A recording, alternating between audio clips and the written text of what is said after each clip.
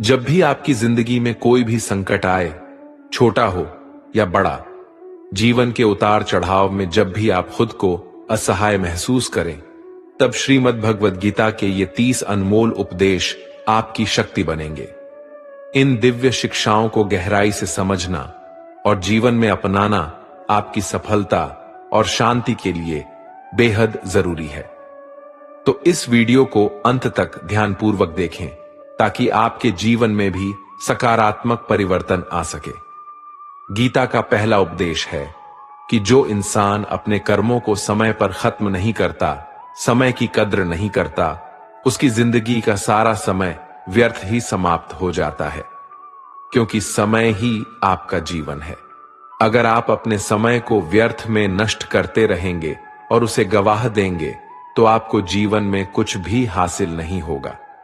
अगर कुछ जिंदगी में पाना चाहते हैं तो समय की कदर अवश्य करना सीखो।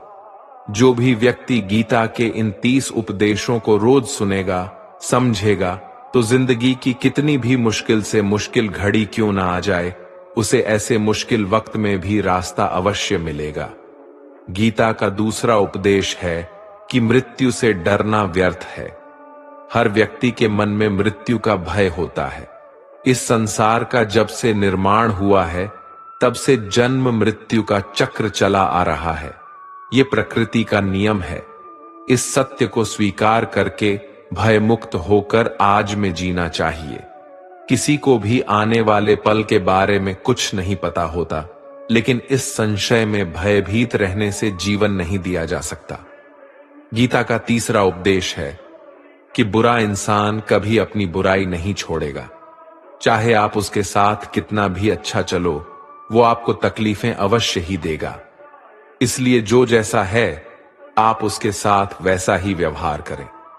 बुरे इंसान के साथ आप कितना भी अच्छा बन जाओ, वो कभी अच्छा नहीं बनने वाला। दुर्योधन जंगल में पांडवों को मारने के लिए गया था, लेकिन वहां पर भी लोगों ने दुर्योधन को पकड़ लिया। उसका मित्र कर्ण भी उसे छोड़कर भाग गया। वो भील दुर्योधन को मार देना चाहते थे, लेकिन युधिष्ठिर अपने भाई की रक्षा करने के लिए वहां पहुंच गया और उसके जीवन की रक्षा की। लेकिन उसके बाद क्या हुआ? वो हमेशा पांडवों को नुकसान ही करता रहा। इसलिए अगर कोई इंसान बुरा है, उसके साथ आप ज्यादा अच्छा बनने की कोशिश ना करो। जो जैसा है, उसके साथ वैसा ही व्यवहार करो। गीता का चौथा उपदेश यह है कि आप जैसा अन्न खाओगे, वैसा ही आपका मन और आपकी बुद्धि होगी। अब वैसा ही कर्म करोगे और वैसा ही आचरण करोगे। सात्विक अन्न खाओगे तो आपका मन भी सात्विक होगा। सात्विक व्यवहार भी करोगे, सोच भी आपकी अच्छी होगी। श्री कृष्ण ने भागवत गीता में सात्विक, राजसी और तामसी इन तीनों आहारों का विस्तार से वर्णन किया है कि क्या खाना चाहिए, क्या नहीं खाना चाहिए। पर इसका निचोड़ यही है कि जो मनुष्य सात्विकता से भोजन करता है, उसे जीवन में सुख और शांति अवश्य मिलते हैं। गीता का पांचवा उपदेश है कि वो इंसान जिंदगी में सफल माना जाएगा जो अंदर से हमेशा खुश रहता है। बाहर से तो सभी खुश दिखाई देते हैं, लेकिन अंदर से इंसान अशांति से भरा रहता है। बहुत पैसा कमा लिया, कामयाबी हासिल कर ली, लेकिन वो कामयाबी असली नहीं। असली कामयाबी तब मानी जाएगी जब आपका मन खुश रहता हो। गीता का छठा उपदेश है कि जो किसी और का है, उस पर कभी अधिकार अपना नहीं जमाना चाहिए, कभी कब्जा नहीं करना चाहिए। जब शकुनी ने षड्यंत्र करके पांडवों को हस्तिनापुर से अलग करवा दिया, एक राज्य दे दिया जहां की भूमि भी बंजर थी, जहां और कुछ नहीं हो सकता था, लेकिन पांडवों ने उस शहर को इतना सुंदर बना दिया, इतना वैभवशाली बना दिया कि हस्तिनापुर भी उसके आगे फीका लगने लगा। और उसके वैभव को और सुख को देखकर दुर्योधन अंदर ही अंदर जलता था, और इसीलिए उसने कई षड्यंत्र करके उनका वो खांडवप्रस्थ भी उनसे छीन लिया। जो चीज उनकी नहीं थी, उस पर भी कब्जा किया। तो उसका आखिर में परिणाम यही हुआ कि जो चीज उनके पास थी, वो भी उसके पास नहीं रही, उसे गंवाना पड़ गया। इसलिए जो आपका नहीं है कभी उस पर अधिकार नहीं जमाना चाहिए। गीता का 7वां उपदेश है कि चाहे कितना भी बुरा वक्त आ जाए, लेकिन जो इंसान जिंदगी में कभी हिम्मत नहीं हारता वो सब कुछ हासिल कर सकता है।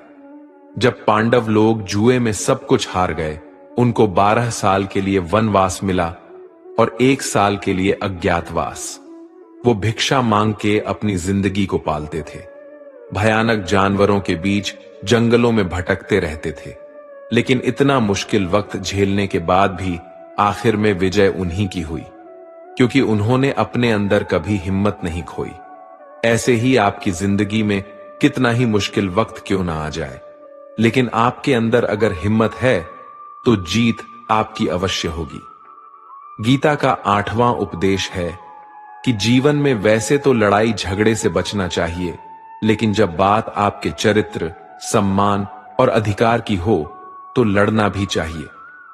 अर्जुन भी महाभारत का युद्ध करना नहीं चाहते थे, क्योंकि सामने उसके अपने खड़े थे, लेकिन श्री कृष्ण ने उन्हें उपदेश दिया कि यहां पर बात लड़ाई की नहीं है, तेरे सम्मान की है, तेरे चरित्र की है, तेरे अधिकार की है।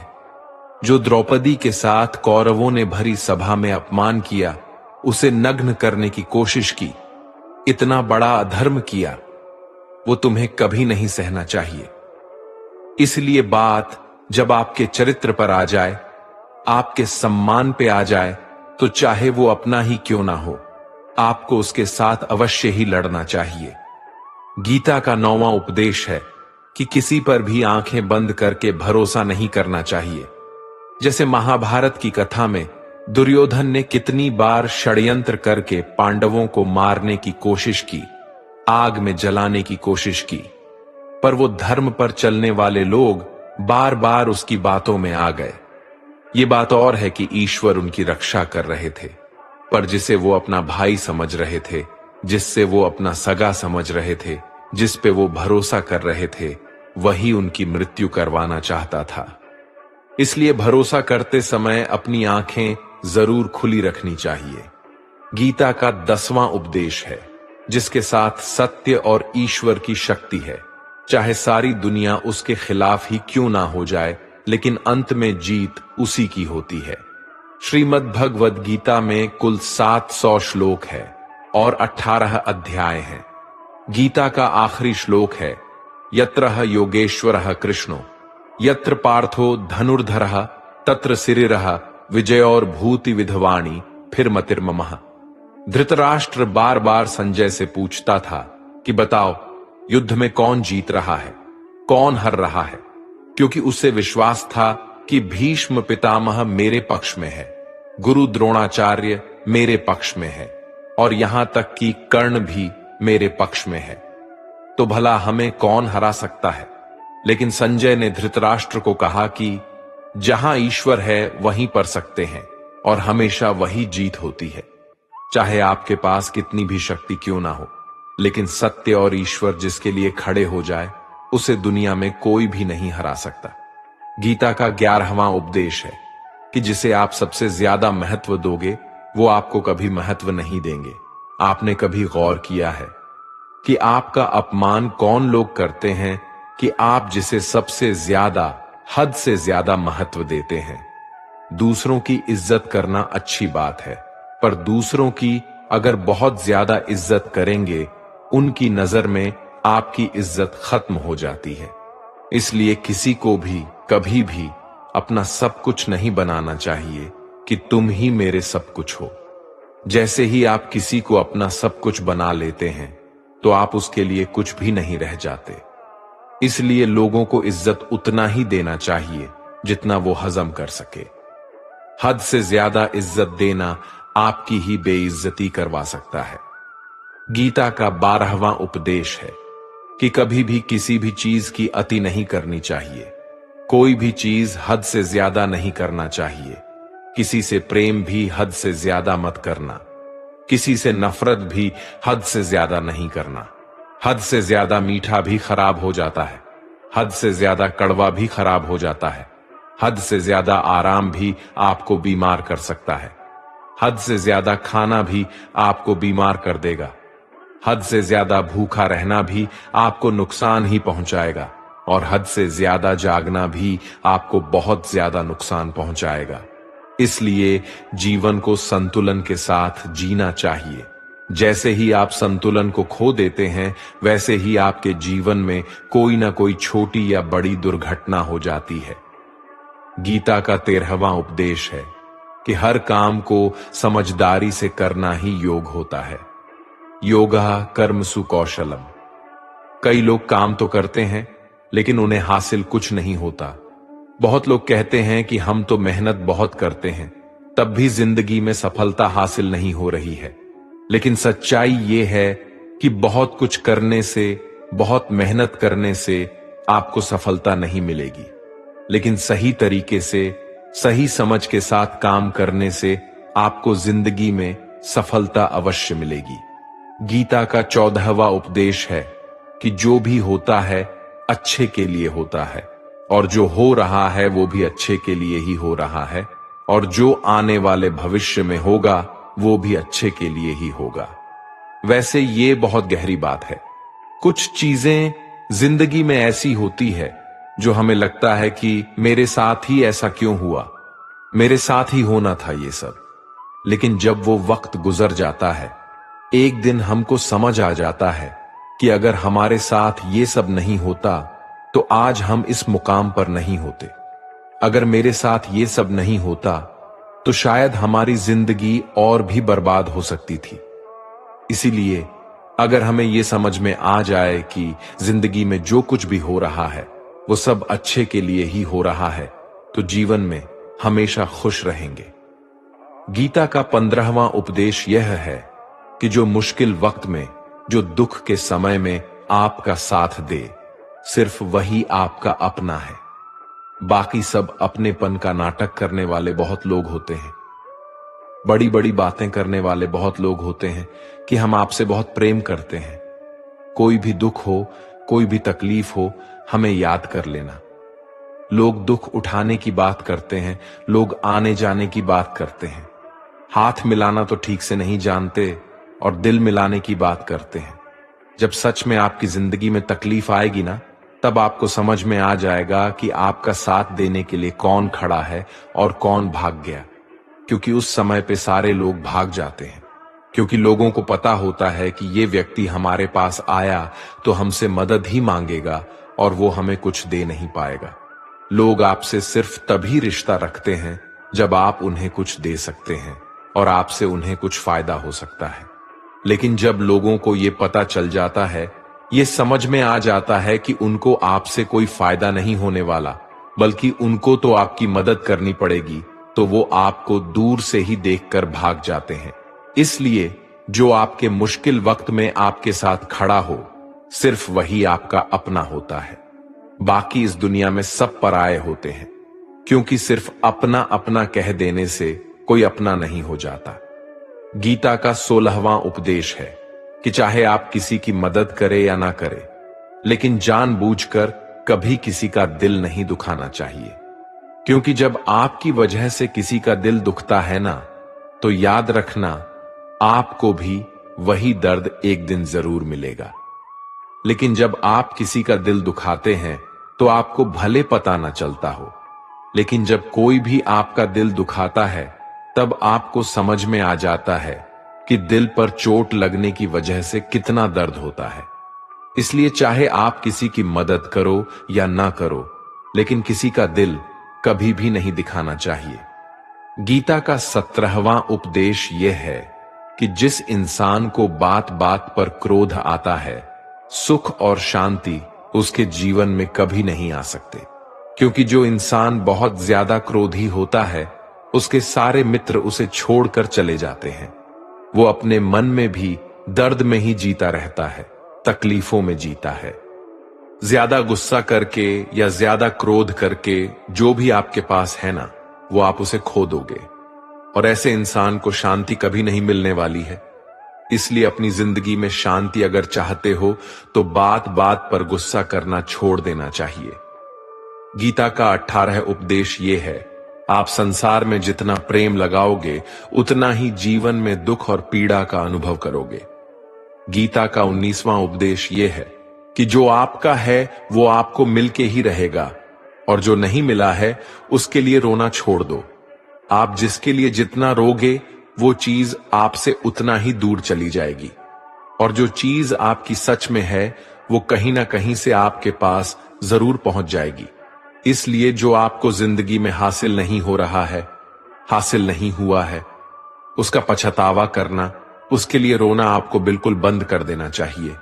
गीता का 20वां उपदेश यह है कि जिंदगी में अगर खुशी चाहते हो तो मन की गुलामी को त्याग कर दो। कई लोग कहते हैं कि हम करना तो बहुत कुछ चाहते हैं लेकिन कुछ कर ही नहीं पाते। पता भी सब कुछ है कि क्या करने से हमारी जिंदगी बेहतर हो सकती है, क्या चीज है जो हमको नुकसान पहुंचा रही है, लेकिन फिर भी कुछ कर नहीं पाते। समझते सब कुछ है लेकिन समझकर भी, चाहकर भी कुछ कर ही नहीं पाते। वो इसलिए होता है क्योंकि आप अपने मन के गुलाम बन चुके हो। लोग तो अपनी जीभ का भी स्वाद तक नहीं छोड़ पाते, फिर कहते हैं कि हम पतले नहीं हो पाते, फिट नहीं हो पाते, सक्सेस नहीं मिल रही है, क्योंकि जो आपको करना चाहिए आप वो करते ही नहीं है। आपका मन सब कुछ समझकर भी आपको वो करने ही नहीं देता। इसलिए जिंदगी में अगर आगे बढ़ना है तो अपने मन के अनुसार चलना छोड़ दो। जो आपके ये सही है वो ही आपको करना चाहिए। गीता का 21वां उपदेश ये है कि आलसी इंसान कभी कुछ हासिल नहीं कर सकता। अधिकतर लोग सिर्फ योजनाएं ही बनाते रहते हैं कि मुझे बड़ा घर चाहिए, मुझे बड़ी गाड़ी चाहिए, मैं दुनिया घूमना चाहता हूं, मुझे ये चाहिए, वो चाहिए। ये हर कोई सोच लेता है, लेकिन उस पे मेहनत करना, अपना कर्म करना वो नहीं करते। क्योंकि चाहना तो बहुत आसान है, लेकिन उसके लिए कर्म करते रहना वो बहुत मुश्किल है। हर कोई चाहता है कि मेरा शरीर फिट हो, लेकिन उसके लिए एक्सरसाइज करना वो आपको ही करना होगा। जो इंसान आलसी बन के बैठा रहता है तो उसे ना ही अच्छा शरीर मिलता है और ना ही अच्छा जीवन मिलता है। तो अगर जिंदगी में कुछ पाना चाहते हो तो आलस्य को अपनी जिंदगी से दूर कर देना। आलस्य के चलते ही आपको कुछ मिलने वाला तो नहीं, लेकिन जो आपके पास है ना वो भी गवा दोगे। गीता का 22वां उपदेश है कि कोई भी ऐसी गंदी आदत खुद को मत लगने देना जो आपकी जिंदगी को बर्बाद कर दे। कहीं ना कहीं महाभारत का ये युद्ध एक जुआ की आदत की वजह से ही शुरू हुआ था। सारा खेल वहीं से शुरू हुआ था। एक ऐसी जुआ की लत जहां युधिष्ठिर ने अपने भाइयों को दांव पर लगा दिया, अपनी पत्नी को दांव पर लगा दिया, ऐसा जितने का नशा की अपना सब कुछ गंवा दिया। ऐसे ही हम भी अपनी जिंदगी में जब कोई ऐसी गंदी आदत लगा देते हैं, चाहे वो कोई भी हो, चाहे वो नशे की हो, मोबाइल की हो, किसी इंसान की हो, कोई गलत काम करने की हो, कोई भी गलत आदत जो आपको बर्बाद कर सकती है, अगर आप उसको नहीं छोड़ेंगे तो आपका सब कुछ खत्म हो जाएगा। इससे पहले कि आपकी आदत आपको खत्म कर दे, आप अपनी गलत आदतों को खत्म कर दीजिए। गीता का 23वां उपदेश है, जो इंसान अपनी रक्षा खुद नहीं कर सकता, उसकी रक्षा भगवान भी नहीं कर सकते। श्री कृष्ण अर्जुन से कहते हैं कि तस्मात् सर्वेषु कालेषु मामनुस्मर युद्ध च, यानी कि हे अर्जुन, तू हर काल में मेरा स्मरण करते रहना और युद्ध भी करते रहना। तो अर्जुन ने श्री कृष्ण से पूछा कि ये युद्ध तो कुछ ही दिनों में समाप्त हो जाएगा, लेकिन आप कह रहे हैं कि तू हमेशा मेरा स्मरण करते रहना और युद्ध करते रहना। हमेशा युद्ध करने का क्या मतलब है?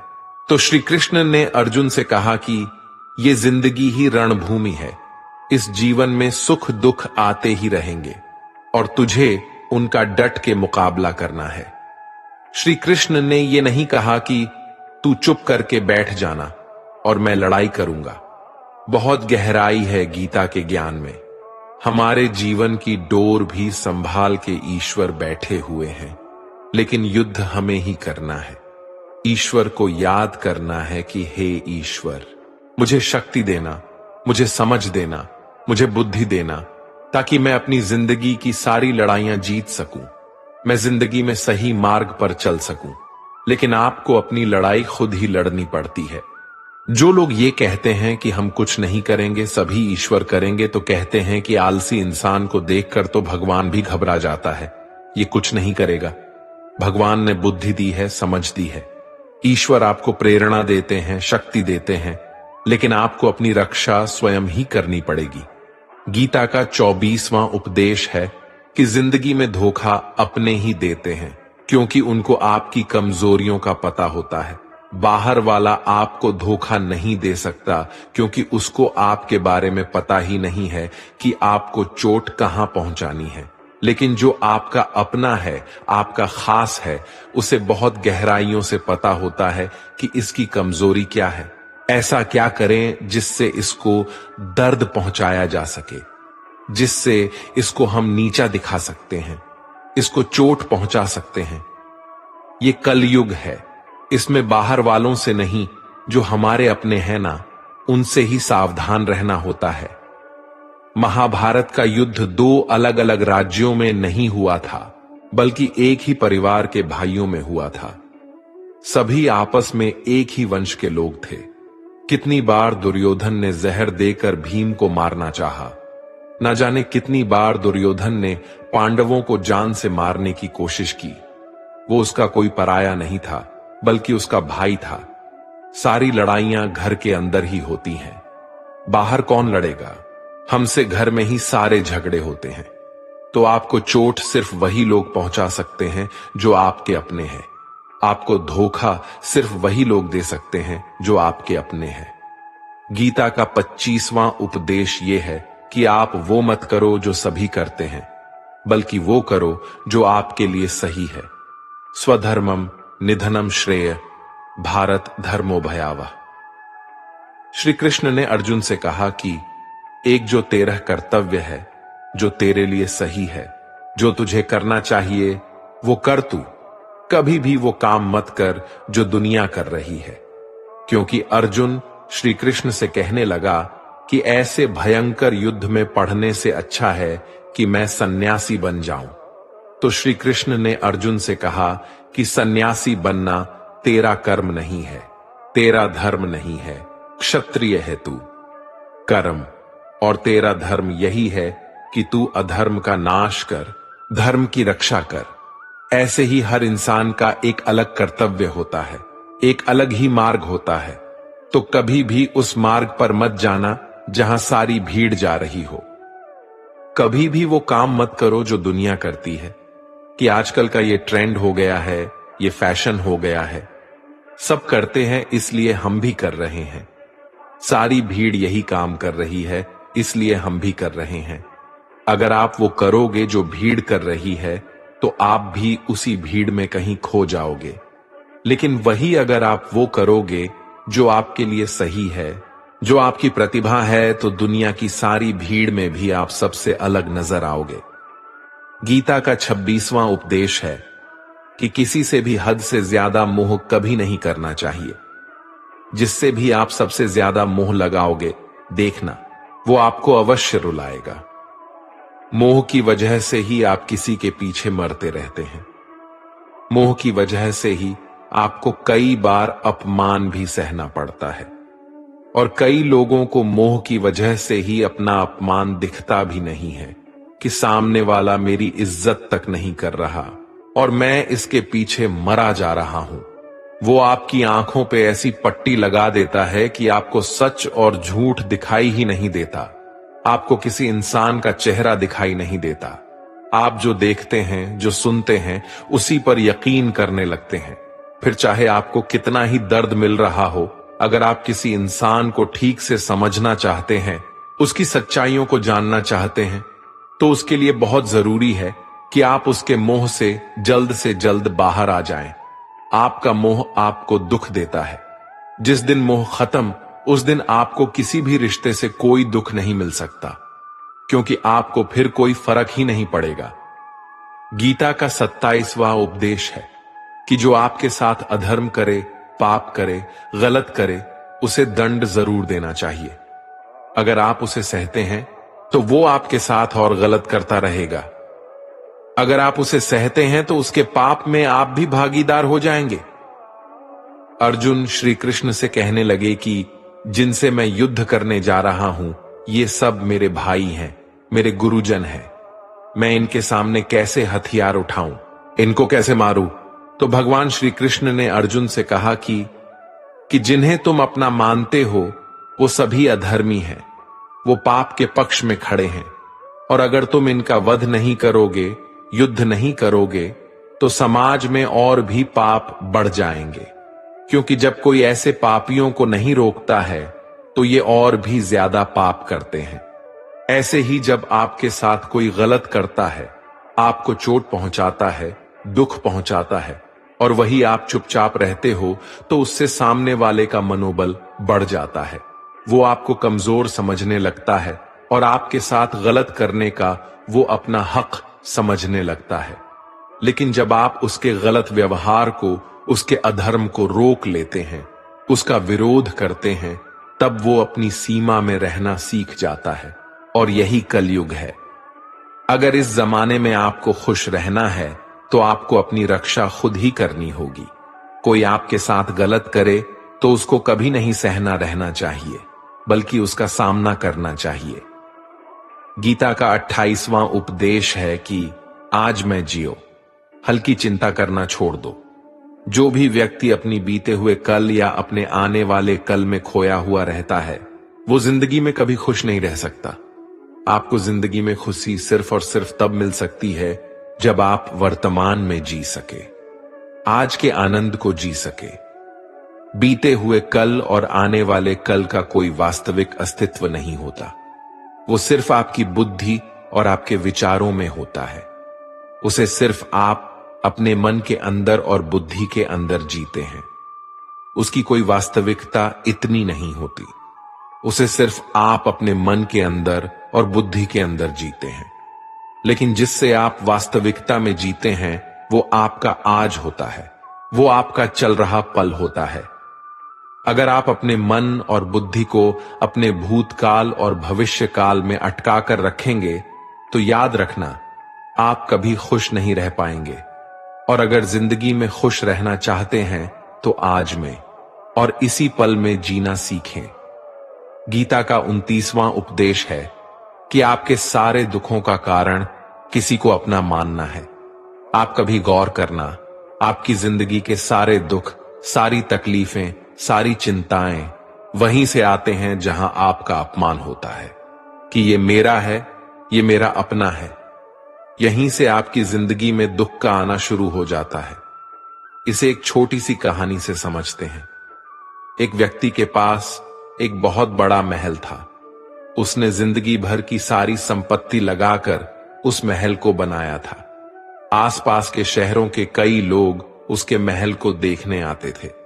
कई बड़े बड़े सेठ उसके महल को खरीदने की कोशिश करते थे। इसलिए वो महल उसका अहंकार हो गया। उसके जीने की वजह था, उसका उस महल से बहुत लगाव था। एक दिन उसके महल में आग लग गई और वो कहीं बाजार गया हुआ था। जब वो घर लौट कर आया तो उसने देखा कि उसका महल तो आग में जल रहा है। अपने घर को आग में जलता हुआ देखकर उसे इतना दुख हुआ।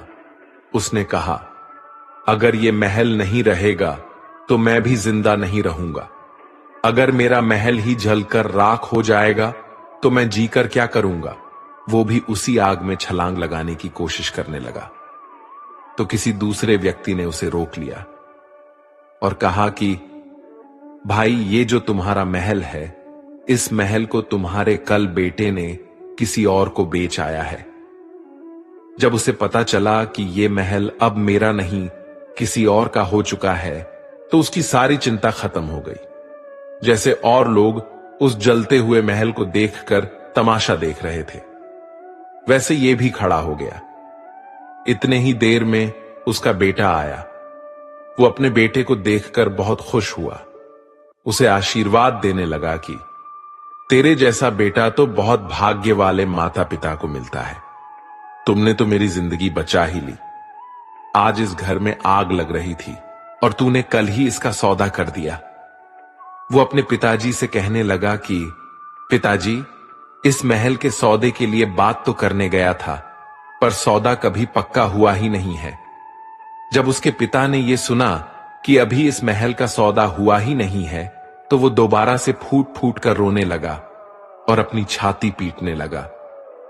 महल वही है, इंसान वही है, लेकिन जब महल मेरा है तब वो दुख भी देता है, खुशी भी देता है।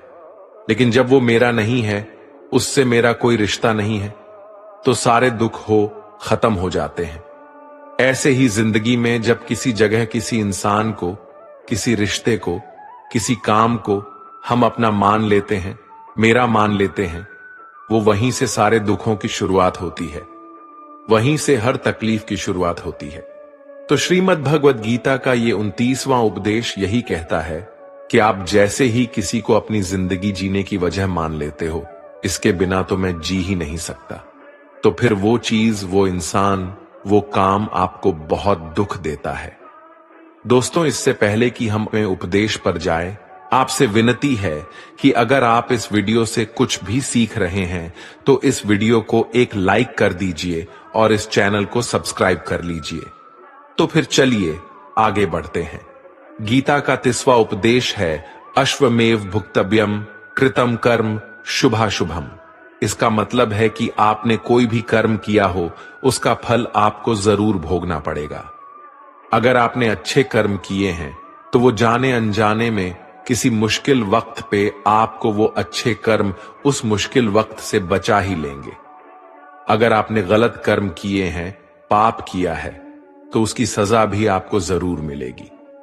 तो इंसान कितना ही छुपकर कर्म करे, चाहे वो कितना ही चालाकी से कर्म करे, लेकिन कहते हैं ना, उस परमात्मा के, ईश्वर के चारों तरफ कैमरे लगे हुए हैं। हमारे एक एक कर्म पर वो प्रकृति, वो परमात्मा अपनी दृष्टि बनाए रखते हैं। हमारे एक एक कदम का हिसाब होता है। इसे हम एक कहानी से समझाते हैं। एक गांव में दो मित्र रहते थे। उन दोनों ने विचार किया, इस गांव में हम धन नहीं कमा पा रहे हैं। वो दोनों धन कमाने के लिए शहर चले गए। कुछ वर्ष वहां रहकर उन्होंने काफी धन कमाया। फिर सोचा कि अब हम अपने घर वापस चलते हैं, और हमने अच्छा खासा धन कमा लिया है। उस समय पे यातायात की इतनी सुविधाएं नहीं होती थीं। वो अपने बैलों पर ही यात्रा कर रहे थे। चलते चलते मार्ग में रात हो गए, तो उन्होंने विचार किया कि आज रात हम यहीं विश्राम करते हैं। एक मित्र ने कहा कि मैं यहां पर रहकर धन की रक्षा करता हूं, तुम बाजार जाकर भोजन की व्यवस्था कर लो। जब वो मित्र बाजार गया तो उसके मन में पाप आ गया। उसने सोचा कि इतना पैसा हमने कमा लिया है, अगर मैं इसको यही जंगल में मार दूं तो सारा पैसा मेरा हो जाएगा, नहीं तो मुझे इसका आधा धन इसको देना पड़ेगा। मन में ये खोट आने पर उसने अपने मित्र के खाने में जहर मिला दिया, और जब वो खाना लेकर के अपने मित्र के पास गया, उसका मित्र वो जहर वाला खाना खाकर वहीं पर उसकी मृत्यु हो गई। वो व्यक्ति सारा धन लेकर के अपने घर वापस आ गया। फिर उसके घर में पुत्र ने जन्म लिया। जब उसका बेटा पैदा हुआ तो वो बहुत ही बीमार रहता था। उसने अपने जीवन में जो कुछ भी धन कमाया था, उसका वो सारा धन अपने बेटे के इलाज में ही खत्म हो गया। बेटा बड़ा होता गया और इसका धन नष्ट होता गया। जब उसका बेटा थोड़ा और बड़ा हो गया तो उसके पिता ने पूछा कि बेटा, तू इतना बीमार क्यों रहता है? तू ठीक क्यों नहीं होता? मैंने अपनी जिंदगी का सब कुछ तुझ पर लगा दिया है, फिर भी तेरी तबीयत ठीक नहीं रहती। तो उसके बेटे ने बोला, कौन सा बेटा और कौन सा पिता? मैं तो तेरा वही मित्र हूं जिसको तूने जंगल में जहर देकर मार दिया था। मैंने अपना वही हिसाब पूरा करने के लिए तेरे पुत्र के रूप में तेरे ही घर में आया हूं। अब मेरा तेरा हिसाब बराबर। अब मेरा जीवन यहीं समाप्त होता है। तो गीता का उपदेश हमें यही सिखाता है, कोई अपने आप को कितना भी चालबाज समझता हो, होशियार समझता हो, लेकिन अगर उसने गलत कर्म किया है, चाहे आज नहीं तो कल उसे उसका फल भोगना ही पड़ता है। कोई भी व्यक्ति अपने किए हुए कर्म से बिना उसको भोगे कभी छूट नहीं सकता। दोस्तों, अगर आपने इस वीडियो से कुछ भी सीखा हो तो इस वीडियो को एक लाइक कर दीजिए और कमेंट में जय श्री राधे कृष्णा अवश्य लिखिए। और इस चैनल पर नए हैं तो चैनल को सब्सक्राइब करके नोटिफिकेशन बेल आइकॉन को ऑल पर सेलेक्ट कर लीजिए। धन्यवाद। जय श्री कृष्णा।